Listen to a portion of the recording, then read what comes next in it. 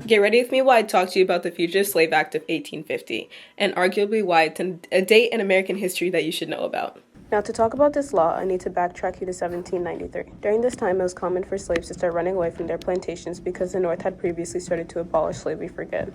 During the Constitutional Convention of 1787, most New England states had already ended slavery for good. This is obviously an exciting moment for all African Americans because they thought they would be able to live a normal life. However, the South was taking 2 steps ahead of them and decided to get the Fugitive Slave Clause passed by Congress in 1793. In the Constitution, it quotes, "No person held to service or labor in one state, under the laws thereof, escaping into another, shall, in consequence of any law or regulation therein, be discharged from such service or labor, but shall be delivered up on the claim of the party whom such service or labor may be due." Basically saying that slaves who ran away from the North to be free were not. And if they were found, they would be brought back immediately. As this law was enacted, people's frustration naturally went up. It honestly started to work backwards because the Underground Railroad started to pick up and more slaves were running away to northern states and even up to Canada. Northern states were frustrated. They started to enact personal liberty laws in their states to hopefully hinder the effect of the federal law. They were trying to protect all citizens, including African Americans. Southern states also saw this and weren't happy.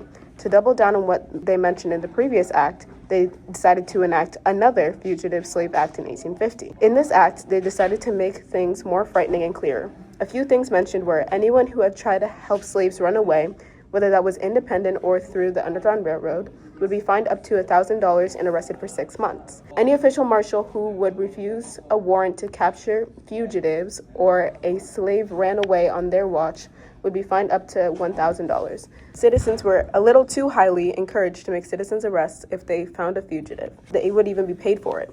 Further, they had federal commissioners in charge of this act so that there was no way it would go unnoticed. This law was difficult for a few reasons because instead of just capturing fugitives, people also started to capture free African Americans. There was also backlash. One state that spoke up about it was Wisconsin. Being far up the north, they were strongly opposed to the idea of slavery. Supreme Court Justice of Wisconsin A.D. Smith's opinions were actually published in their local newspaper, educating the citizens on where they stood with this law. His opinions weren't just reasons why he was upset about this law. He actually went into the Constitution and compared what was said in the Constitution and what was said in both acts of this law. The Constitution says, "No person should be deprived of life, liberty, or property without due process of the law." So he goes on to say that the Fugitive Slave Act is unconstitutional because it does not provide for a trial by jury of the fact that the alleged fugitive owes service to the claimant by the laws of another state and of his escape therefrom. He additionally states to the people of Wisconsin that any slave that runs away to Wisconsin is entitled to full and complete protection of our laws, as much so as any other human, so long as he is unclaimed, showing his support for any and all African Americans that came to Wisconsin. It took 14 years after the 1850 Act for Congress to see that this law was unconstitutional.